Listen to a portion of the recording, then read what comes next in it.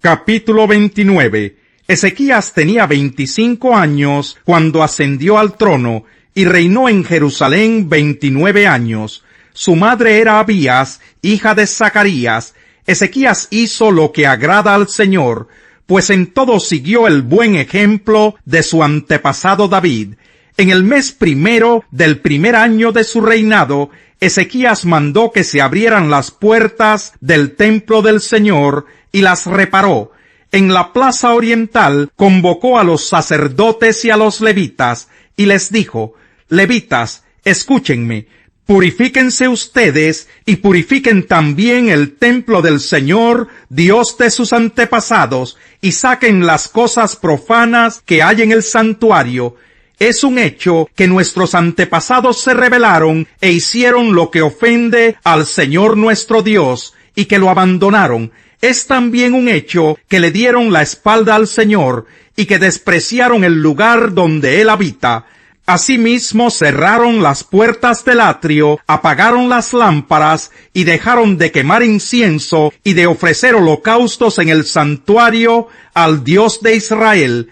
Por eso la ira del Señor cayó sobre Judá y Jerusalén, y los convirtió en objeto de horror, de desolación y de burla, tal como ustedes pueden verlo ahora con sus propios ojos. Por eso nuestros antepasados murieron a filo de espada, y nuestros hijos, nuestras hijas y nuestras mujeres fueron llevados al cautiverio. Yo me propongo ahora hacer un pacto con el Señor, Dios de Israel, para que retire de nosotros su ardiente ira. Así que, hijos míos, no sean negligentes, pues el Señor los ha escogido a ustedes para que estén en su presencia, y le sirvan y sean sus ministros, y le quemen incienso. Estos son los levitas que se dispusieron a trabajar. De los descendientes de Coat: Maat, hijo de Amasai, y Joel, hijo de Azarías. De los descendientes de Merari: Quis, hijo de Abdi, y Azarías, hijo de Yalelel. De los descendientes de Gersón: Joa, hijo de Simá, y Edén, hijo de Joa.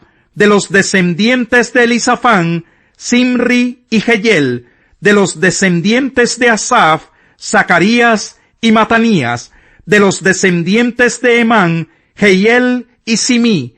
De los descendientes de Jedutún: Semaías y Uziel. Estos reunieron a sus parientes, se purificaron y entraron en el templo del Señor para purificarlo, cumpliendo así la orden del rey, según las palabras del Señor.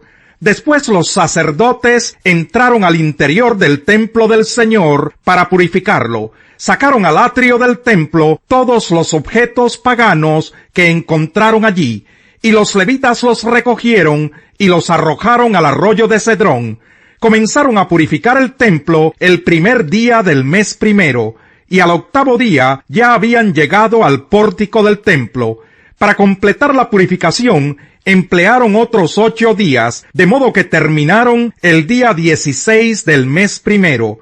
Más tarde se presentaron ante el rey Ezequías y le dijeron: Ya hemos purificado el templo del Señor, el altar de los holocaustos con sus utensilios, y la mesa para el pan de la presencia con sus utensilios. Además hemos reparado y purificado todos los utensilios que en su rebeldía el rey Acaz profanó durante su reinado, y los hemos puesto ante el altar del Señor. El rey Ezequías se levantó muy de mañana, reunió a los jefes de la ciudad y se fue con ellos al templo del Señor. Llevaron 7 bueyes, 7 carneros y 7 corderos. Además, como ofrenda por el pecado del reino, del santuario y de Judá, llevaron 7 machos cabríos. El rey ordenó a los sacerdotes descendientes de Aarón que los ofrecieran en holocausto sobre el altar del Señor. Los sacerdotes mataron los toros, recogieron la sangre y la rociaron sobre el altar. Luego mataron los carneros y rociaron la sangre sobre el altar. Después mataron los corderos y rociaron la sangre sobre el altar. Finalmente, a los machos cabríos de la ofrenda por el pecado los llevaron y los colocaron delante del rey y de la asamblea para que pusieran las manos sobre ellos. Luego los mataron y rociaron la sangre sobre el altar como una ofrenda por el pecado de todo Israel, pues el rey había ordenado que el holocausto y el sacrificio por el pecado se ofrecieran por todo Israel. Ezequías instaló también a los levitas en el templo del Señor, con música de címbalos, arpas y liras, tal como lo habían ordenado David, Natán el profeta y Gad el vidente del rey. Este mandato lo dio el Señor por medio de sus profetas. Los levitas estaban de pie con los instrumentos musicales de David y los sacerdotes con las trompetas. Entonces Ezequías ordenó que se ofreciera el holocausto sobre el altar. En cuanto comenzó el holocausto, comenzaron también los cantos al Señor y el toque de trompetas, acompañados de los instrumentos musicales de David, rey de Israel. Toda la asamblea permaneció postrada hasta que terminó el holocausto, mientras los cantores entonaban los cantos y los trompetistas hacían resonar sus instrumentos. Cuando terminaron de ofrecer el holocausto, el rey y todos los que estaban con él se postraron para adorar al Señor. El rey Ezequías y los jefes les ordenaron a los levitas que cantaran al Señor las alabanzas que David y Asaf, el vidente, habían compuesto. Los levitas lo hicieron con alegría y se postraron en adoración. Luego Ezequías dijo: ahora que ustedes se han consagrado al Señor, acérquense y preséntenle en su templo los sacrificios y las ofrendas de acción de gracias. Así que la asamblea llevó 70 bueyes, 100 carneros y 200 corderos para ofrecerlos en holocausto al Señor. También se consagraron 600 bueyes y 3,000 ovejas.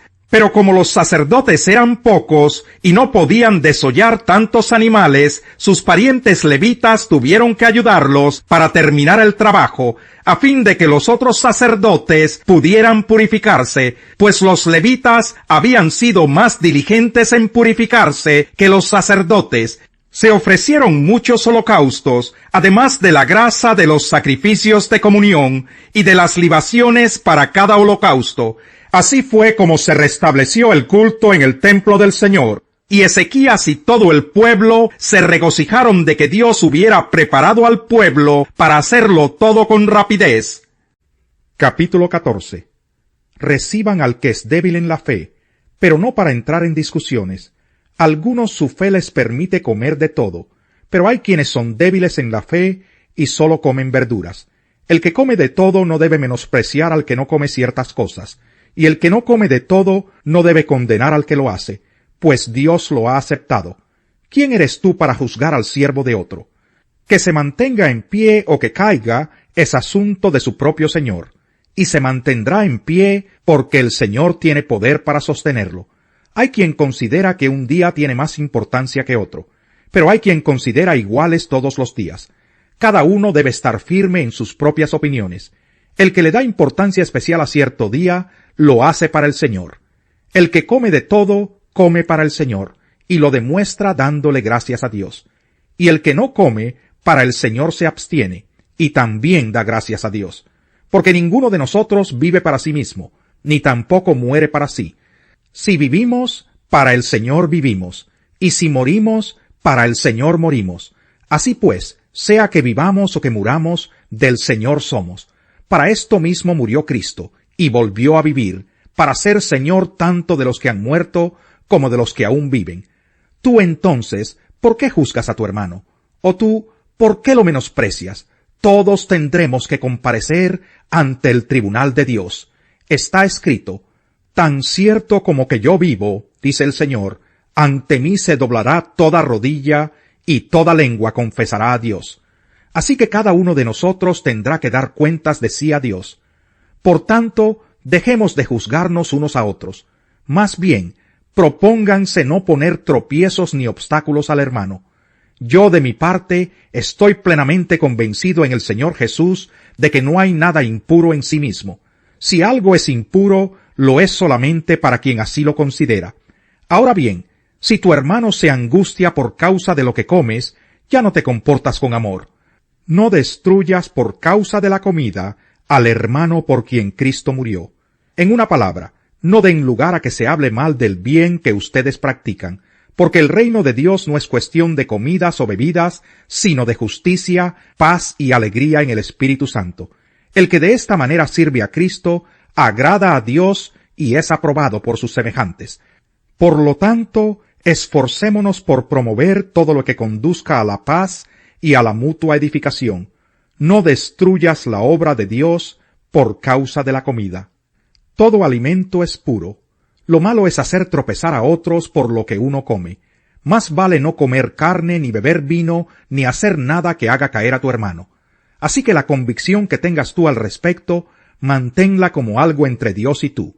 Dichoso aquel a quien su conciencia no lo acusa por lo que hace. Pero el que tiene dudas en cuanto a lo que come, se condena, porque no lo hace por convicción. Y todo lo que no se hace por convicción es pecado. Salmo 24. Del Señor es la tierra y todo cuanto hay en ella, el mundo y cuantos lo habitan, porque Él la afirmó sobre los mares, la estableció sobre los ríos. ¿Quién puede subir al monte del Señor? ¿Quién puede estar en su lugar santo? Solo el de manos limpias y corazón puro, el que no adora ídolos vanos, ni jura por dioses falsos. Quien es así, recibe bendiciones del Señor. Dios su Salvador le hará justicia. Tal es la generación de los que a ti acuden, de los que buscan tu rostro, oh Dios de Jacob. Eleven puertas sus dinteles, levántense puertas antiguas, que va a entrar el Rey de la Gloria. ¿Quién es este Rey de la Gloria? El Señor, el fuerte y valiente, el Señor, el valiente guerrero. Eleven puertas sus dinteles, levántense puertas antiguas, que va a entrar el Rey de la Gloria. ¿Quién es este Rey de la Gloria? Es el Señor Todopoderoso. Él es el Rey de la Gloria. Los oídos para oír y los ojos para ver, hermosa pareja que el Señor ha creado.